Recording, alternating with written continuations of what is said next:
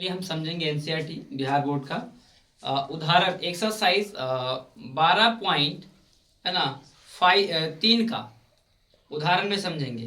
ये वो नहीं समझ लीजिएगा, एग्जाम्पल है। जैसे इससे पहले आता 12.2 का, एक बाद है ये, तो कैसे करेंगे उदाहरण। कहता है क्वेश्चन दे लिया आकृति 12.6 में, ये है कितना दे लिया आकृति 12.16 में। 16 में छायांकित क्षेत्र का क्षेत्रफल ज्ञात कीजिए जहां ABCD भुजा 14 सेंटीमीटर का एक वर्ग बनाता है। ये मतलब एक तरह से भुजा है, तो एक कितना हो गया 14 सेंटीमीटर का एक वर्ग बना रहा है ये टोटल से। ठीक है, जब ये वर्ग बना रहा है तो हम इसमें समझेंगे और बात को देखेंगे। यहाँ पे हल लिखेंगे इसका, इसी का उदाहरण में हम समझेंगे एकदम इजी तरीका से, समझिएगा है ना। क्या कर देंगे, वर्ग यानी कि ABCD लिखेंगे यहाँ पे ABCD वर्ग बराबर इसका होता है भुजा स्क्वायर। क्या होता है, भुजा के स्क्वायर, यानी कि 14 दे ले तो 14 का हम क्या कर सकते हैं, स्क्वायर कर सकते हैं। तो याद होना चाहिए हम लोग को क्या, 14 के स्क्वायर। जब 14 का स्क्वायर कितना होता है, कौन बताएगा जी, 196 सेंटीमीटर। चलिए अब यहां तक ये तो हम लोग समझ गए। ठीक है, आप कह रहा है प्रत्येक वृत्त का व्यास के बारे में हम बात करते हैं, है ना। कह रहा है प्रत्येक यानी कि एक एक की बात कर रहा है, व्यास जो है वृत्त वाला उसकी बात करता है, उसका व्यास है। यहां से समझेंगे, व्यास दे ले। चलिए व्यास कितना था, व्यास होता है d/2 होता है, तो इसी का हम वैल्यू में नीचे रख सकते हैं, 14/2 रख सकते हैं। क्या है, 14/2।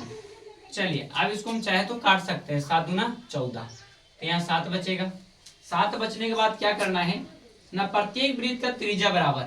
अब कह रहा है प्रत्येक वृत्त का त्रिज्या कितना हो गया, इसका हम त्रिज्या बोल देंगे, वो तो व्यास हो गया। अब यहीं पे लिख देंगे प्रत्येक वृत्त का त्रिज्या, त्रिज्या शॉर्ट में हम लिख देते हैं बराबर 7/2 हो जाएगा। अब सुनिएगा, यहाँ पे कहता है एक वृत्त का क्षेत्रफल बराबर, यहां से हम लिखेंगे, यहां से बनाएंगे एक वृत्त का क्षेत्रफल, शॉर्ट में लिख देते हैं। एक वृत्त का क्षेत्रफल बराबर क्या होता है, पाई आर स्क्वायर। क्या होता है, पाई आर स्क्वायर। अब चलेंगे, पाई का वैल्यू 22/7 होता है और आर का आर 7/2 था, 7/2 था। यहाँ 7 से 7 ये कैंसिल होगा, 11 दूना 22 हो जाएगा, कहानी खत्म इसका। जब यहाँ तक कहानी खत्म हो जाएगा, देखिएगा 11 सत्ते ना 77 हो जाता है। कितना होता है जी, बोलो जी, 11 सत्ते 77 बटा कितना हो जाएगा 2। तो हमारे पास ये हो जाएगा सेंटीमीटर में हो जाएगा स्क्वायर। अब यहां तक हो गया, हम तो एगो की निकाल दिए, मतलब एगो की बात कर रहा था। दूसरका में हम चलेंगे इधर, दूसरका क्या कहता है, पहले ध्यान से सुनेंगे। चारों वृत्त के अब निकालेंगे, चारों है ना, चारों वृत्तों, कह रहा है चारों वृत्त का क्षेत्रफल बराबर, क्षेत्रफल यहां से क्षेत्रफल। अब चलेंगे यहाँ पे बराबर लिख देंगे, तो 4 कहने का मतलब कह रहा है कि 4 से इसमें गुना हो जाएगा। जब 4 से गुना हो जाएगा तो पहले हमको निकाले 22/7 निकाले थे, सॉरी 77/2 निकाले थे, इसको हम यहाँ पर वैल्यू पुट करना पड़ेगा। जब करना पड़ेगा तो दोनों में हम क्या कर देंगे, गुना कर देंगे। तो 7 चौके 28 के है ना, 7 चौके 28 और 7 चौके 28 है ना। अब देखिएगा ध्यान से कितना हो जाएगा यहाँ पे गुना करके, यहाँ पे ये हो जाएगा। तो हम यहाँ पे क्या कर सकते हैं, एक इजी तरीका से, नहीं तो हम यहाँ पे ऐसे भी कर सकते हैं। देखिए 2 दूना 4 काट सकते हैं, तो 2 गुना 22 बटे इतना बचेगा, यहाँ गुना करेंगे तो 154 हो जाएगा। क्या हो जाएगा, 154 सेंटीमीटर स्क्वायर। तो यही तो पूछ रहा था कि छायांकित भाग की बात कर रहा था, तो हम यहाँ का कर सकते हैं ऐसे, क्या करेंगे, अतः कह रहा है छायांकित भाग, छायांकित क्या कहते हैं, छायांकित है ना, छायांकित क्षेत्रफल का